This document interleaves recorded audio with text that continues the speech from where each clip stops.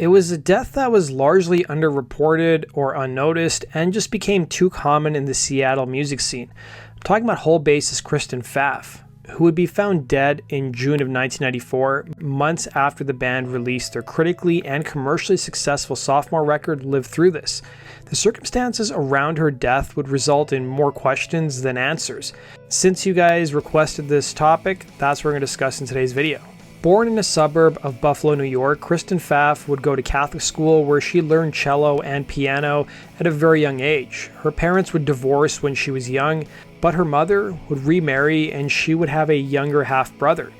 Schoolmates of Pfaff would describe her to the Buffalo News as, and I quote, bright, happy, always peppy. Not only that, but she excelled in school, achieving good grades and getting scholarships. She would attend Boston College and do an exchange program in the Netherlands. It was after returning from overseas that she would study English literature at the University of Minnesota, starting in 1988. It was while she was a student at the university that she was an important figure in the development of the university's radio station called Radio K. There's even a clip of her on YouTube hosting a show if you guys are interested. Her father would tell the Buffalo News that's when Kristen's life really changed. She learned to play bass and wanted to be in a band. She soon quit school and took up bass and started playing in a three-piece band called Janitor Joe that was part of the Minneapolis music scene. Janitor Joe played angst-ridden and loud music, and that caught the attention of a local indie label who signed the band and put out their debut record, Big Metal Birds, in 1992. It was while on tour with Janitor Joe that Hole guitarist Eric Erlandson attended one of their gigs, and it was at this point in time that Hole was without a bass player and needed one for their upcoming European tour in 1993. Erlandson would recall to Spin magazine, I found Kristen in LA and said, come with me to meet Courtney Love and Patty Schemmel when you get to Seattle. She joined the band, she moved to Seattle, and that's when all the songs came to life, literally. And so she was bringing that to Hole, and that created sparks in everybody. We all saw an even greater potential than before. It was during that European tour in 1993 that the band debuted the material that was going to make it onto their next record, and the response was overwhelmingly positive. Sean Slade, who worked on Hole's second record, Live Through This, as an engineer and producer, he noticed that with the addition of Pfaff, the band sounded more musical. Hole would travel to Atlanta in October of 1993 to record their second album. Jim Marilis, a rep from Geffen Records, the band's label, would tell the Buffalo News, Kristen was really excited about making a record with Hole. She was so enthusiastic. She couldn't wait to start touring. It was during the recording sessions for Live Through This that Erlandson and Pfaff were involved in a romantic relationship. It's been insinuated in various reports that it was peer pressure from her bandmates and friends in Seattle that led to Pfaff starting to use heroin. Schemmel would tell Spin magazine, Kristen became Eric's girlfriend, so they were tight. Then there was me and my addiction with alcohol and drugs. Kristen and I would get together and we were always trying to keep the amount of drugs we were doing secret. Don't tell Eric, there were so many secrets. We were all frustrated and we all had a lot of downtime. And so to deal with that, there was a lot of hanging out. I was frustrated. I wanted to play. I wanted to record.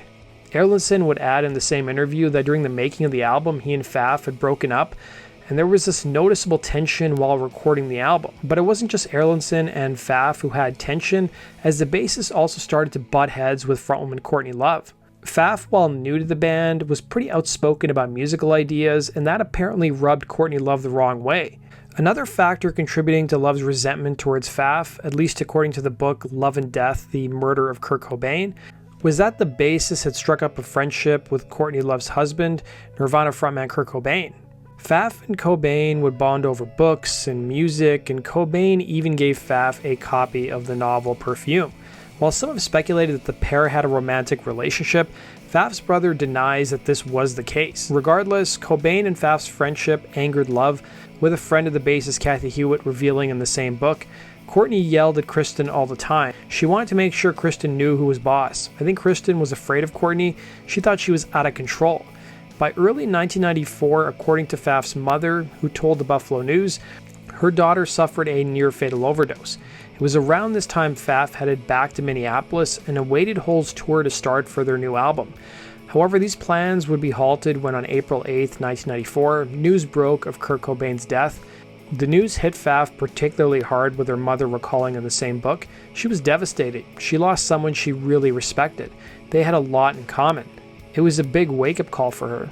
Kristen stopped doing drugs the day Kurt died. Within a week of Cobain dying, Hole's second record, Live Through This, was released. Some have even questioned the timing of the album's release.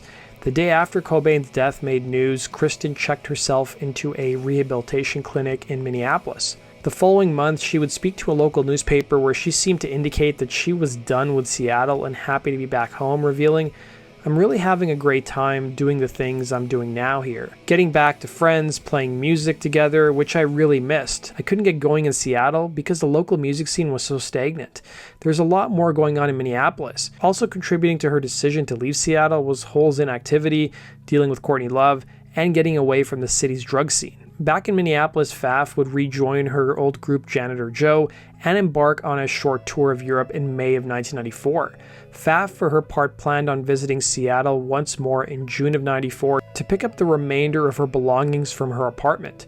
Her mother would have a bad feeling about her daughter's trip to Seattle, so much so that she asked her cousin Michael, who was a security guard, to accompany Kristen. Unfortunately, due to Janitor Joe's European tour being extended an additional week, it resulted in her Seattle trip also being postponed, and Michael could no longer accompany her. Pfaff would instead reach out to a friend of hers from the local Minneapolis music scene named Paul Erickson to come with her back to Seattle once more. They would arrive in Seattle on June 15, 1994, and Pfaff would pack up her belongings in a U-Haul truck that her and Paul would plan on driving back to Minneapolis. Erickson had volunteered to sleep in the U-Haul truck to guard Pfaff's possessions, as theft was a huge problem in the area where she had previously lived. That night, Pfaff called one of her Janitor Joe bandmates, who recalled that Kristen seemed in a really good mood and happy to be done with the city. It was at 8:30 p.m. that Erickson recalled seeing Pfaff's ex-bandmate Eric Erlandson enter the apartment and leave about a half an hour later. It was following Erlandson leaving that Erickson went to go check on Pfaff, and while the bathroom door was locked, he could hear her snoring, something which was normal, as her father would recall that she would frequently fall asleep in the bathtub. The next morning, Erickson got up and went to get Pfaff so they could hit the road, but upon entering her apartment, he noticed that the bathroom door was still locked and heard no response on the other side. He would break down the door and find Pfaff unresponsive in the bathtub, sitting in a few inches of water. He would call 911, and by the time emergency services arrived, she was declared dead. The police who investigated the death claimed to have found a cosmetic bag with drug paraphernalia in it. Her death came as a shock to her parents and friends who couldn't make sense of all the news. All of them would tell stories of a musician who was happy to be done with Seattle and content with life back home in Minneapolis. Why return to drugs after being clean and happy?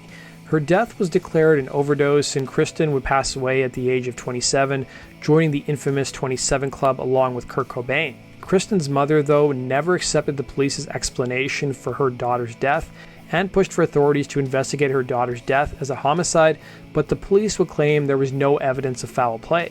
One of the other pieces of evidence found at the crime scene was Kristen's journal, which had several pages ripped out of it. Perhaps one of the strangest part of the story is that the coroner named Nicholas Hartshorn, who conducted the autopsy, was a close personal friend of Courtney Love and also did the autopsy for Kurt Cobain. Kristen's mother would be quoted as saying in the book I referenced earlier, "It concerns me and my family greatly that Dr. Hartshorn did the autopsy. I've heard all about his close friendship with Courtney, and it's a conflict of interest. It scares me. I don't want to accuse anybody of anything, but I have my concerns." It was a sentiment that was also shared by her father, who told the Buffalo News, "It's important for me to let people know in Buffalo that my daughter was not a drug addict. She had a problem and had been experimenting. She was very upset with herself and determined to get off drugs. Now she's dead. It's a terrible tragedy." A representative from the band's label Geffen Records would tell the Buffalo News a similar sentiment, revealing she wanted to move out of Seattle. "She told me she was tired of all the drugs going on there and needed to get away from it." Pfaff's death would happen on June 16, 1994, and it didn't get a lot of attention according to the book I referenced earlier, as a week prior to her death, a Seattle police officer was killed. The officer who was killed was named Antonio Terry, and he'd be killed in the middle of the night driving home in an unmarked car. He would stop to help who he thought were stranded motorists, but they ended up being criminals who opened fire on Terry, fatally injuring him. He would be the first police officer killed in the line of duty in Washington state in nearly 7 years, so obviously it garnered a lot of media coverage. It would also be coincidental that when the authors of the book I previously mentioned pulled Kurt Cobain's police file, when they reviewed his missing persons report filed before his body was found, Antonio Terry, who worked in the narcotics division, was listed on the file.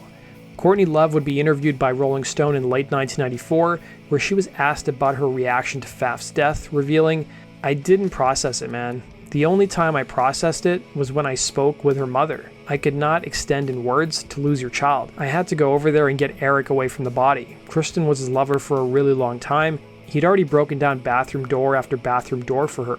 He kicked in drug dealers' doors." Love would also go on to reveal that following Pfaff's death, she contemplated breaking up her band Hole. Eric Erlandson, meanwhile, would release a book called Letters to Kurt in 2012, and he would open up about Pfaff's death, saying, and I quote, "I admit I made some stupid mistakes with some people, and people are dead because of my stupid mistakes. That's what I want to say, and I want to use that so that other people don't make the same mistakes that I made, and other people start understanding. I get emotional about this. We've all lost people." In October of '94, Pfaff would be inducted into the Buffalo Hall of Fame. Her mother, Janet, would accept the award on behalf of her daughter. When Hole hit the road with her new bassist, Melissa Ofter-Mauer, they dedicated their first show back to Pfaff, and their 1997 compilation record was also dedicated to her. That does it for today's video, guys. Thanks for watching, and we'll see you again in Rock and Roll True Stories.